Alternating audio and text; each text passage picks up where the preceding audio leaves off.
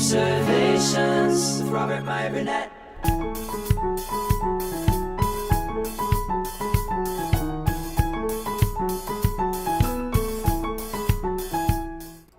Well, greetings, imagination connoisseurs. Once again, it is I, your Duke of Dope Discourse, and this is a brand new show for you imagination connoisseurs. This is the Hollywood Half and Half. Of course, it is a half an hour show that's going to discuss the brand new entertainment news of the day quickly, and so you can enjoy a nice cup of joe with some half and half in it. 30 minutes of a show for 30 minutes of coffee. That's the way I look at it. So we're going to get right into it. And yes, I will answer live questions if you care to give them to me. And if not, that's okay. This show will lead into Robservations later today. They're sort of brothers and sister shows. Now, I'm telling you, our first bit of news. This is striking, ladies and gentlemen. Sesame Street. Sesame Street, that's right. Sesame Street is about to feature their first Asian American Muppet character in an upcoming special. That is right. There is a special that's going to be broadcast on Thanksgiving Day called See Us Coming Together, a Sesame Street special on Thanksgiving Day. The Sesame Workshop announced this new character's name is Ji Young, and the workshop calls her a spunky 7-year-old who loves to play her electric guitar and is always willing to play a song with her friends on Sesame Street. Ji Young also loves playing soccer and rolling along the street on her skateboard, the description continues. Ji Young is extremely close with her family and is proud of her Korean heritage.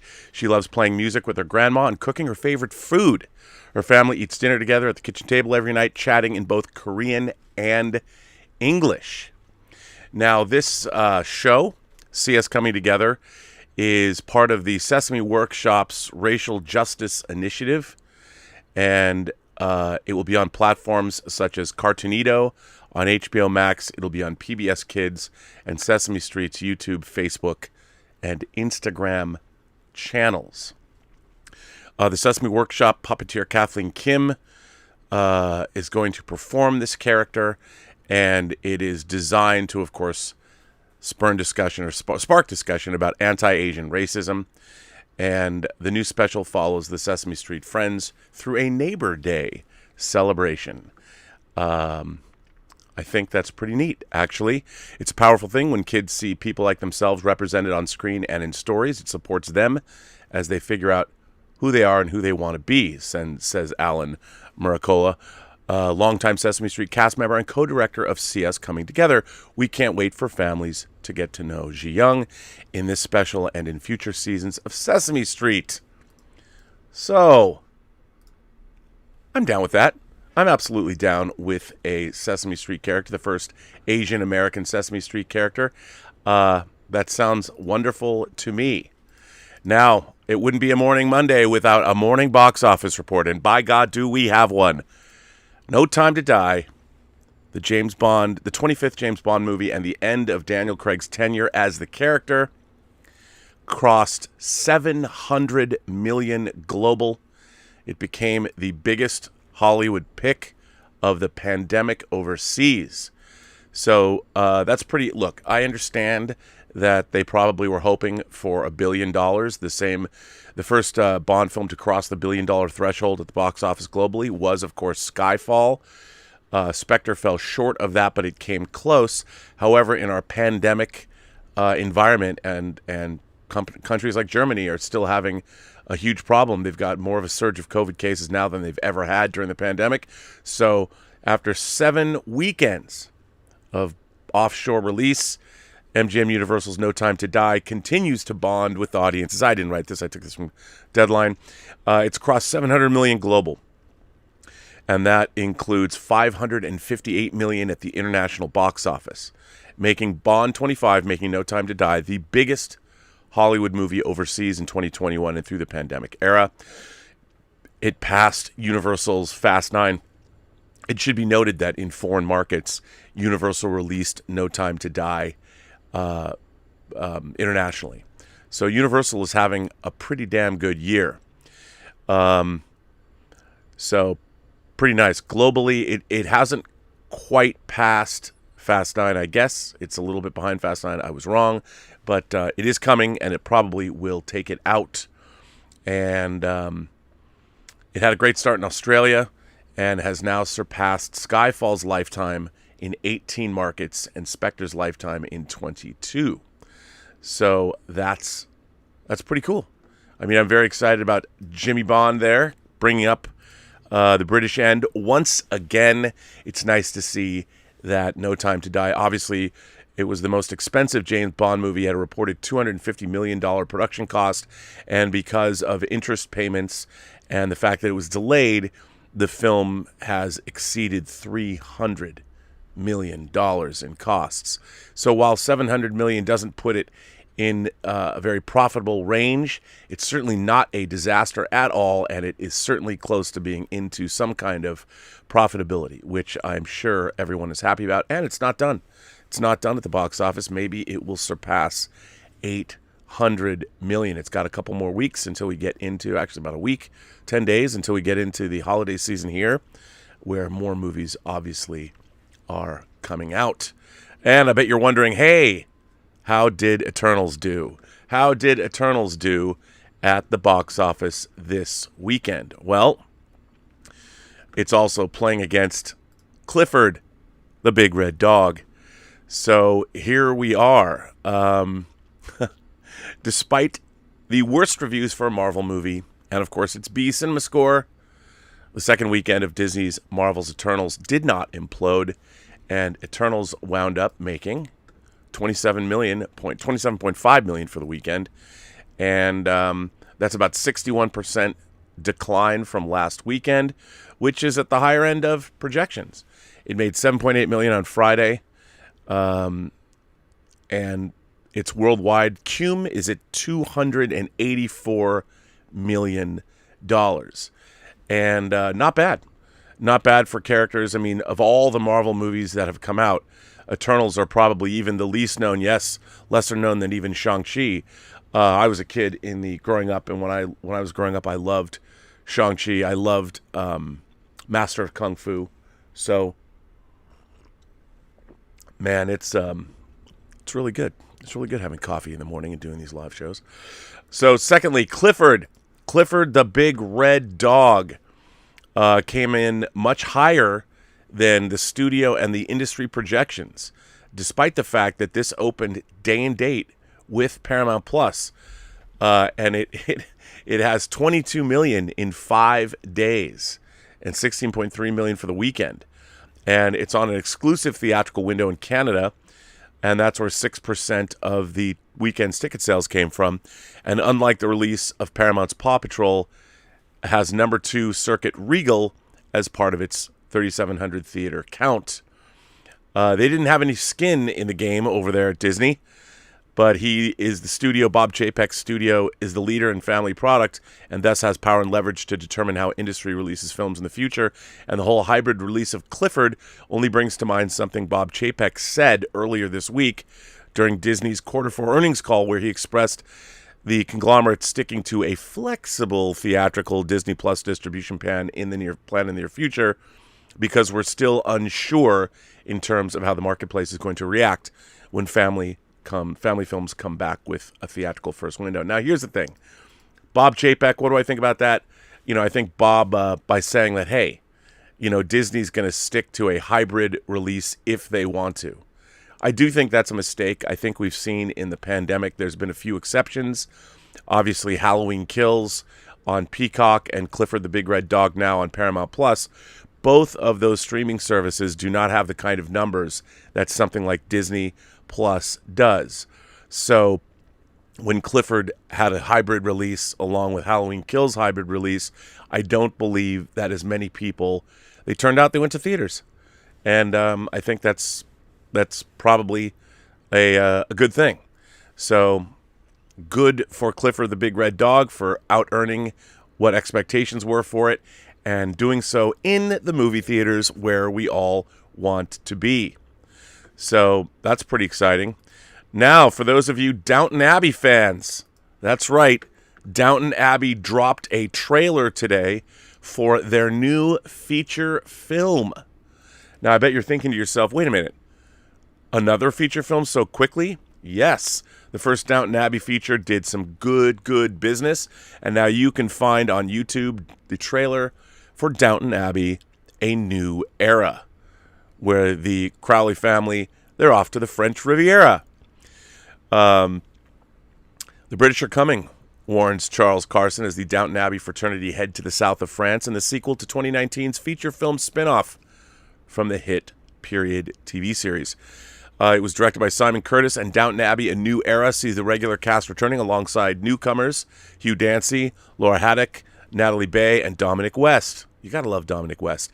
The film follows Maggie Smith's Violet Crowley as she reveals that she has a mysterious past and has inherited a villa, or sizable mansion, depending on your definition, on the French Riviera. Focus Features will open the picture globally on March 18th, 2022. Very, very exciting.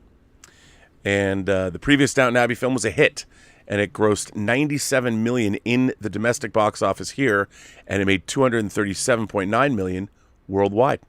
So that's pretty exciting for all of you Downton Abbey fans out there. I'm, not the biggest Downton Abbey fan. Not that it's not a good show. It's one of those shows that kind of passed me by. I watched a little bit of it. I really liked it, but I don't know much about it. I know that a lot of people do, however, and that's pretty damn exciting. So there you go. Now, this is also pretty exciting. At the the 6th annual Critics' Choice Documentary Awards, Questlove. That's right, Questlove. He directed his first documentary, and it won multiple awards. It won the Best First Documentary Feature. It won Best Editing for Joshua L. Pearson. It also won Best Archival Documentary. And it's won the Best Music Documentary. So that's pretty damn exciting for Questlove. I love it to see when new filmmakers, new voices come and give us something great. Amir Questlove Thompson took several prizes at the 6th Annual Critics' Choice Documentary Awards on Sunday. And it's pretty exciting. The awards recognize the year's finest achievements in documentaries realized in theaters, on TV, and on major digital platforms, and were determined by the voting of qualified CCA members. So it's great. So good on Questlove for making this documentary. If you haven't seen this, it is about a music festival, I believe in the summer of 1969. It has incredible performances, and it's something that was sort of forgotten by history. No one talks about it. So that's pretty exciting. Now, this next bit of news, gotta say, bums me out. Bums me out. Hollywood Reporter reviews Netflix's Cowboy Bebop, the live-action series. Now, I'm a big Cowboy Bebop fan. I have all of the episodes on Blu-ray. Of course, they're now all airing on, is it Netflix? Yes, I believe it is Netflix. So you can see all of the animation, all the animated episodes, which are terrific. Even if you're not an anime fan, I would definitely suggest delving into Cowboy Bebop. It's one of the best examples and most entertaining anime series ever. It's fun for the whole family, fun for all ages. Now, Angie Han, this was the lead story on Hollywood Reporter. It was their headline this morning, and it was posted at 12:01. I guess was it embargoed? I don't know, but boy, Cowboy Bebop. Let me read a little bit of this review from Angie Han in the Hollywood Reporter. She says, what's the point of adapting Cowboy Bebop in live action? That's the question I found myself asking over and over during the roughly 10 hours of Netflix's new series, and it's one I grew to suspect its creators had spent too little time asking themselves before they took the plunge. As far as it's possible to tell, their line of thinking seems to have been that it would be cool if someone recreated the classic anime series in live action, and those someones might as well be themselves. If there was ever any inkling of expanding or reconsidering the source material, not a trace of it remains in the final product. Ouch. In an apparent effort to woo fans of the original, the series is faithful to a fault. It's to be expected that the new version would also focus on a ragtag team of intergalactic bounty hunters, ex-hitman Spike Spiegel, ex-cop Jet Black, and amnesiac con artist Faye Valentine, trying to scrap together a living in a nearish future while simultaneously wrestling with demons from their respective pasts. But it didn't necessarily need to follow that the series would replicate the same Job of the Week storylines, mimic the shots to a T, and set the exact same plot beats to the same yet still catchy Yoko Kanno tunes, which, I mean, if you know Cowboy Bebop, the music is one of the great appeals of the show. A few deviations it does make seem primed to divide fans. Supporting characters like Spike's former flame Julia have been given more screen time, only for the writers to struggle to come up with anything for them to do, while another prominent fan favorite has been axed almost entirely. The series' biggest sin, however, is that even as it dutifully retraces the steps of its predecessor, it captures none of the magic. The zippy pacing has turned leaden, the sharp visuals reduced to muddy CG, the playful humor translated as phony laughter, the lived-in grittiness replaced with shoddy-looking sets. It's a Cowboy Bebop too fixated on checking off boxes to consider writing its own list, which in turn makes it difficult to imagine what the updated show could possibly have to offer to non-fans. There's precious little of Cowboy Bebop that feels either fresh enough to demand attention or sturdy enough to promise comfort. Its vision of a dinged-up future looks nothing so much as a knockoff of Firefly, made for a fraction of the budget. Seriously, one of the show's biggest shocks is how cheap it looks. Its gestures at noir and Western tropes feel little more than just that.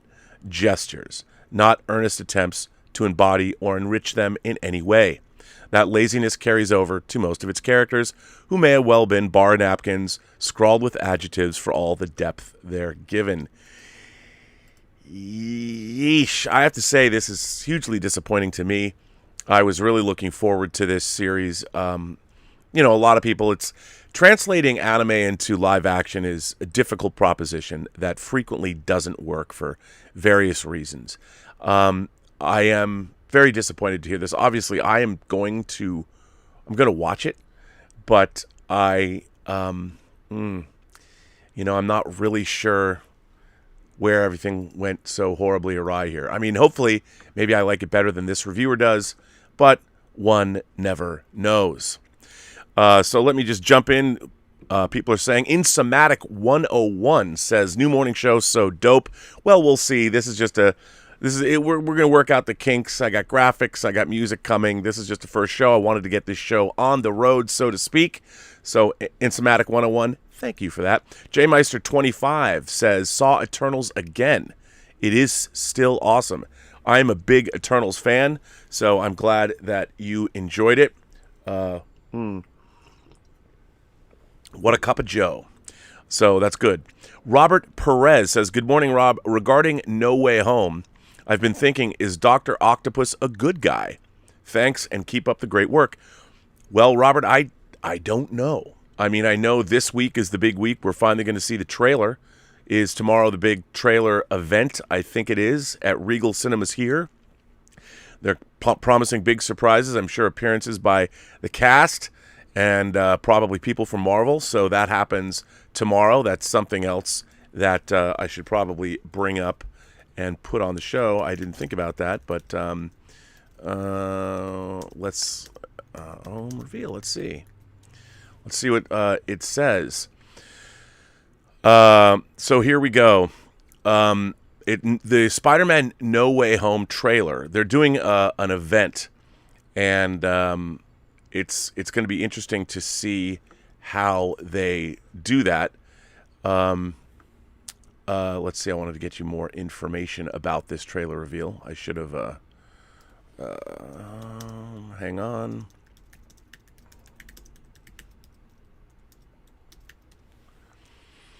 So, yeah, it's Tuesday night. So, for those of you, they're doing an event on Tuesday night, which is tomorrow. And it's first come, first serve. It's November 16th tomorrow at 5 p.m. at the Regal in Sherman Oaks. Collider actually was giving away some tickets with Sony. So that should be exciting. And they're promising big surprises, whatever that means. I mean, I think the last time I rolled out to a theater just to see a trailer, I went and saw The Siege again in Westwood, the Denzel Washington movie, when Attack of the Clones, it was before Phantom Menace. It was to see the final Phantom Menace trailer. And, I mean, people like Paul Thomas Anderson were in line at the same theater to see it. So that was the last time that I rolled out to a theater specifically just to see a trailer. So, hey, I know the excitement surrounding the Spider-Man movie is big, and I hope you guys enjoy it. The lovely Connie Sang sends in a super chat and says, congrats on the new show. Well, thank you, Connie. I appreciate that. Connie, of course, has provided both this show and the John Campea Show with great electronic devices. She is an experiential engagement officer. That's kind of what she does. And she certainly can provide that. So thank you, Connie. Thank you for the kind words. Sid says, is there vodka in that cup, Joe? Laugh out loud, my man. There is not, but there is organic half and half, I assure you. And Trader Joe's coffee. This is a damn good cup of coffee. Carries became a member of the channel. Thank you, Carries, for becoming a member of the channel. I appreciate that. So as we move forward, how is this show going to differentiate itself from Robservations? This show, like a cup of coffee, is meant to just give you a jolt of entertainment news that you can think about, you can ponder before I get into other topics later this afternoon in Robservations. A lot of people have asked me, hey, Rob, Robservations, you've been slacking off the last couple weeks. I have. Sometimes last week I only did one Robservations. That is going to change. We'll be doing Robservations every day as usual, or as it was usual. And this show is just sort of a lead into that to just give you a little bit of what's the latest breaking news in entertainment in the morning. So everyone has been asking me about this. People are like, why don't you do a morning show? And I figured, well, I don't want to do entertainment news or delve into entertainment news. I do mostly op-ed stuff on Robservations, as people know. So I figured I'm just going to lay out, hey, what happened today? What's happening now? And what do you need to know if you're an imagination connoisseur moving forward through your day? So there is I'm not necessarily going to focus only on genre entertainment. It's all kinds of entertainment. Anything that I find particularly interesting or things that I keep my radar on. Like Questlove's documentary. I think it's great that Questlove, we see him obviously on late night. He's also a huge Prince fanatic. I'm a huge fan of Questlove. So, hey, his great documentary, why not give it some love? And the fact that it won multiple awards at the Documentary Awards last night, at the Critics' Choice Awards, at the 6th annual, got that wrong, but the 6th annual Critics' Choice Documentary Awards, I figure, why not pass along the love for Questlove's documentary? So that's where we're at as far as the show is going to go. And as I said, it's the half and half. It's half an hour, and it's for you. When you have half and half in your coffee to get that morning jolt you need to get through the day.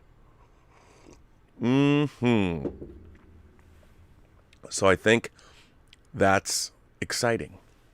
Anyway, and on that note, hey, we might be a little short than a half an hour. Oh, Kevin, the comic doctor, fires in a tip and says, great to see you in the AM, Rob. Best of luck with the new format. Well, the new format's a little rickety now. I got to figure out what to do, how we're going to do it.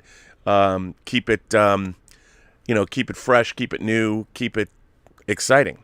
And it'll be a lot of fun. A lot of changes are happening this year. So, hey, why not keep that going? So, Kevin, I want to thank you. By the way, I want to thank Kevin, the comic doctor. He also has his own YouTube channel, and he provided an 8.0 Eternals #1 from the 70s that we gave away. Kevin has also contacted me about doing other giveaways, including an action figure giveaway that I'll talk about. If you're a Star Wars fan and you like vintage Star Wars figures, the Comic Doctor is going to be making available a pretty cool action figure to celebrate the release of the Book of Boba Fett. But that's all I'm going to say. You'll have to figure that one out, but it's a 9.8. And it's a carded classic figure that if you're just a casual Star Wars fan or you collect vintage Star Wars toys, you're going to want to be here for the next giveaway. Just a Brown Girl Network. Just a Brown Girl. First of all, shout out to Just a Brown Girl. Without Just a Brown Girl, I would not have been able to see Dune on the Warner Brothers lot or have seen House of Gucci in Westwood at the Bruin with Ridley Scott, Adam Driver, Gaga, Lady Gaga herself, and Jared Leto in attendance. So shout out to Just a Brown Girl. And she says, brilliant idea. Keep the half and half coming. Well, I hopefully will do that, Just a Brown Girl. And I owe you a movie. You know, there's crazy screenings of Licorice Pizza at the theater across the street from the Bruin that we should go see. I'll see if I can get in on one of those. I was sent an invite, and we could head back out to Westwood and see Paul Thomas Anderson's new Licorice Pizza. And on that note, everyone, this was the first episode of the Hollywood Half and Half. And my name is Robert Meyer Burnett, and you can find me on Instagram at Robert Meyer Burnett. Find me on Twitter at BurnettRM. Find me also on, YouTube at the Burnettwork. And I will see you tomorrow. Hopefully I'll see you later this afternoon on Robservations. And I will see you tomorrow at 8 a.m. This show started a little late. The Hollywood Half and Half is an 8 a.m. show, 8 to 8:30, in and out every weekday. So there you go. And I hope you enjoyed this first episode. And we'll see you on Robservations this afternoon. Thanks a lot.